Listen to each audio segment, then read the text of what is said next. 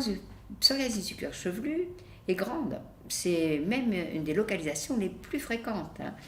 Pour beaucoup de patients, ça commence par le cuir chevelu. Alors ça peut rester au cuir chevelu et les embêter plus ou moins au cours de leur vie.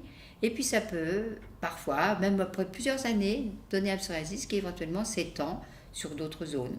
C'est des gens qui ont des psoriasis plus diffus. L'aspect clinique des psoriasis du cuir chevelu, ça varie. Ça va d'un psoriasis léger. Vous savez que maintenant on a tendance à parler des psoriasis légers, modérés, sévères. Mais dans le cuir chevelu, c'est pareil. C'est-à-dire qu'il y a des psoriasis légers où ça va être finalement un état pelliculaire un peu dense. Les gens ne savent pas forcément qu'ils ont même du psoriasis. Hein, voilà.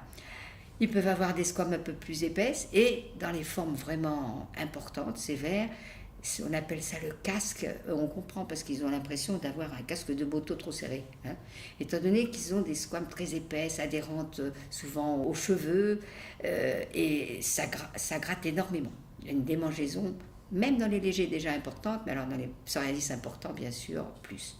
Dans ces formes importantes, ils se grattent tellement qu'ils peuvent se surinfecter. Socialement, c'est pas facile de se gratter le cuir chevelu, tout ça, c'est un peu affichant. Et difficile de se retenir quand ça gratte beaucoup. Et puis, il y a les pellicules. Hein. Les vêtements sombres, on hésite à les mettre parce que c'est tout le temps avec des traces, etc. Donc, socialement, les gens sont très gênés par leur psoriasis du cuir chevelu. Quand les traitements locaux sont bien faits, on a un bon résultat. Et puis, si les traitements locaux ne sont pas suffisants, on peut toujours avoir recours, même s'il n'y a que le cuir chevelu atteint et que les gens sont très gênés.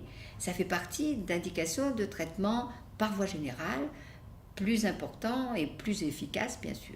Après, dans les petits psoriasis du cuir chevelu, souvent, simplement des shampoings un peu spéciaux, mais qui ne sont pas plus embêtants que des shampoings à faire pratiquement, donnent des bons résultats. Il y a eu, depuis ces dernières années, pas mal de produits qui se sont adaptés au cuir chevelu, parce que bien entendu, dans le psoriasis, qui est une maladie chronique, le traitement est sur le long cours, on attaque et on doit entretenir, et si c'est trop embêtant le traitement d'entretien, c'est normal, on ne le fait pas, dès que ça va mieux, on arrête.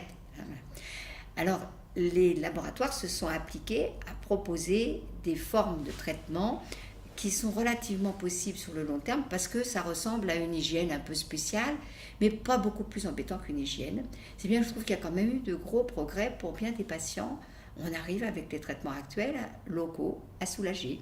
Et bien sûr, si ça ne suffit pas, il ne faut pas hésiter à en parler au dermatologue qui pourra, si besoin, passer à des traitements systémiques.